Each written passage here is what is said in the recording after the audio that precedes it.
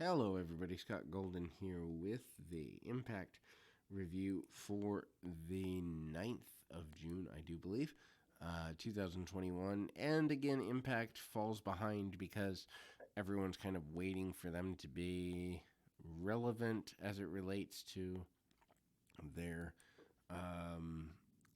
AEW involvement. But for the most part, they're less relevant. And they're going into the Against All Odds show. Crazy Steve with Decay defeated Deanna with Violent by Design on the BTI show. Opening video is a recap of TJP and Alexander in a 60-minute Iron Man match from the previous week. There's also a acknowledgement of Sami Callihan earning his way into the Against All Odds main event, which takes place tonight as I'm recording this. Tony Khan and Don Callis and Scott D'Amore have come to some sort of agreement. Show opens with D'Amore inviting Tony Khan to the ring. They were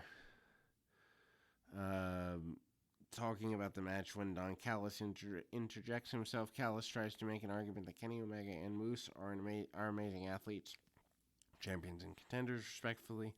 Sami Callihan's another thing, and he's banned in many companies as a bit of a wild card.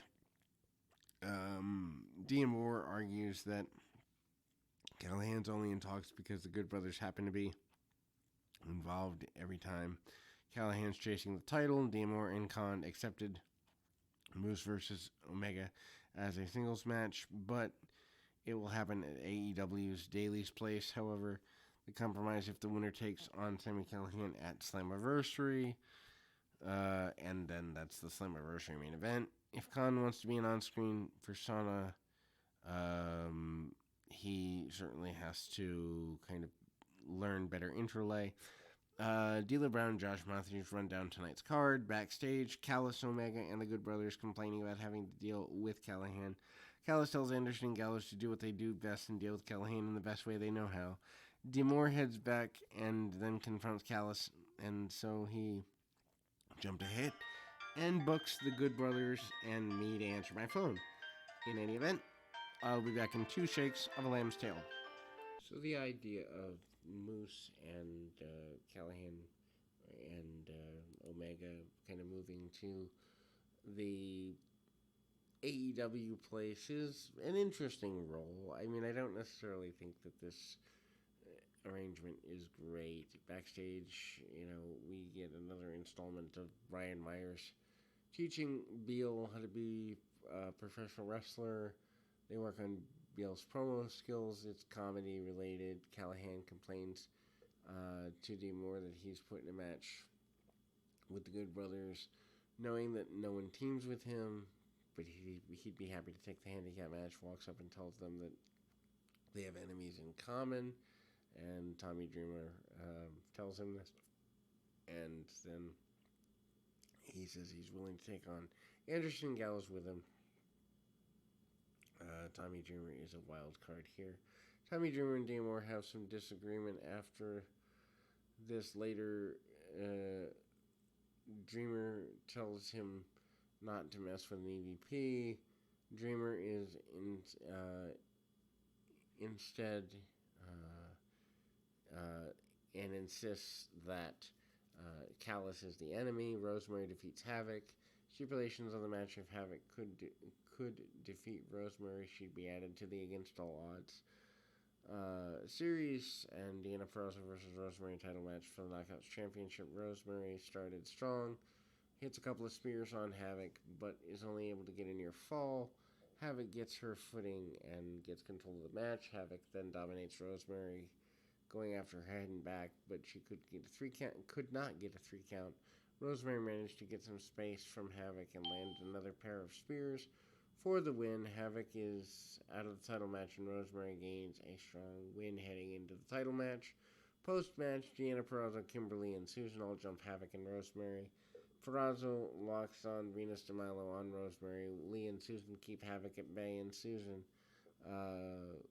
grabs the microphone and calls out Tasha Steelz for her match with Kimberly. Steelz with Kiera Hogan defeats Kimberly with Deanna Purrazzo and Susan Fire and Flame will defend the knockout titles against Kimberly and Susan at the pay-per-view in a couple of days, or the network per-view as it were, and D'Amore granted Steels and Hogan a match against a team that they'd never faced before.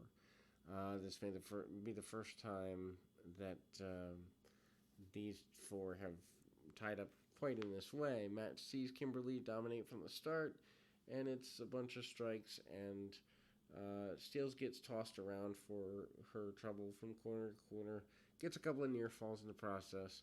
Lee lands 3 suplexes with a delayed vertical at the end for near fall. Match turns into Lee going for swanton bomb. Steels gets on her knee, gets her knees up. Lee blocks crucifix and a pin and a cutter, but Steels got Lee with a Falcon Arrow for the win.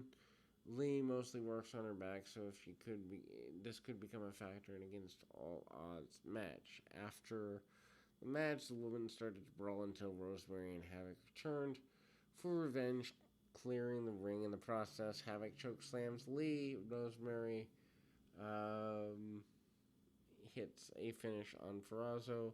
Finally, they hit a double chokeslam on Hogan. Rosemary and Havoc tag title win at the Slammiversary pay-per-view in a couple of months becomes more likely as we go forward. Promo from Steve McCallan talking about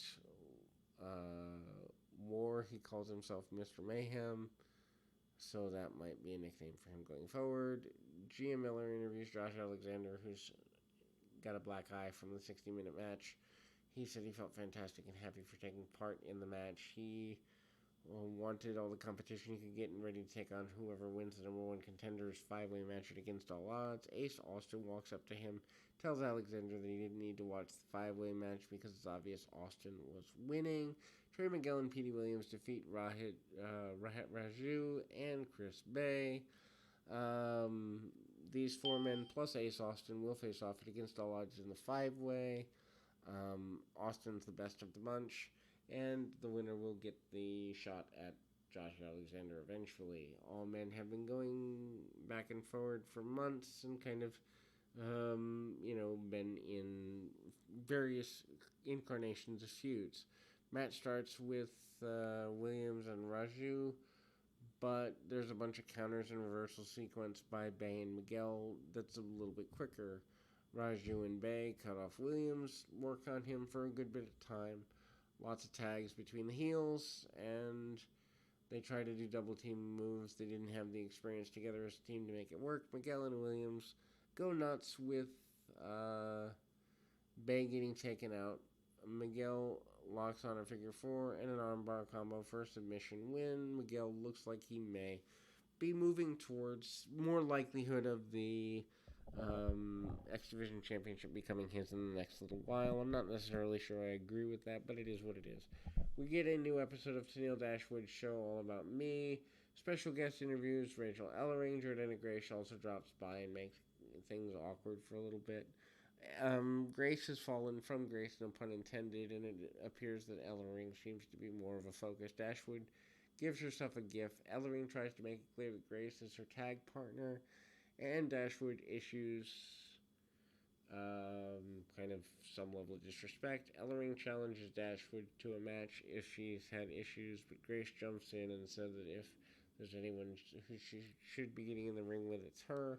It should be Grace. Dashwood is pretty good at getting heat here. We have a promo from Violent by Design. Young says that Against All Odds, Deanna and Rhino will and must retain the tag team titles. Also mentioned Joe Doring will be stopping the heart and soul of Impact Wrestling. That is Eddie Edwards on Saturday. He'll destroy Kojima.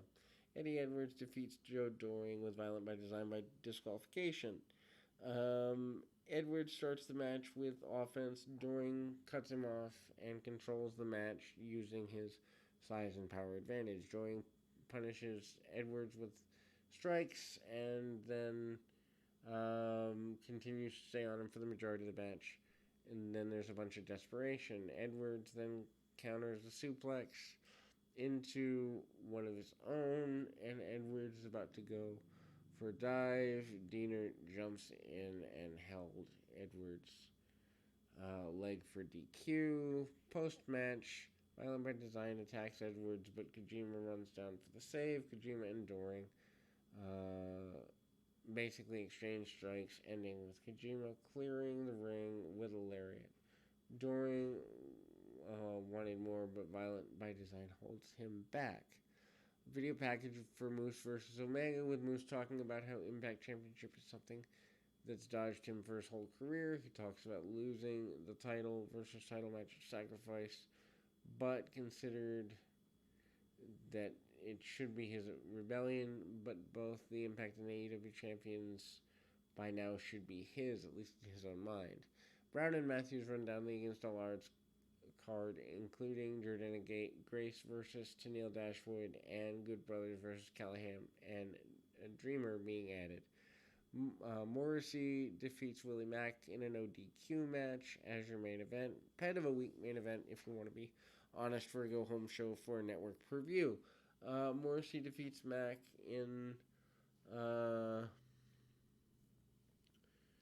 and so match starts in the ring with Morrissey in control.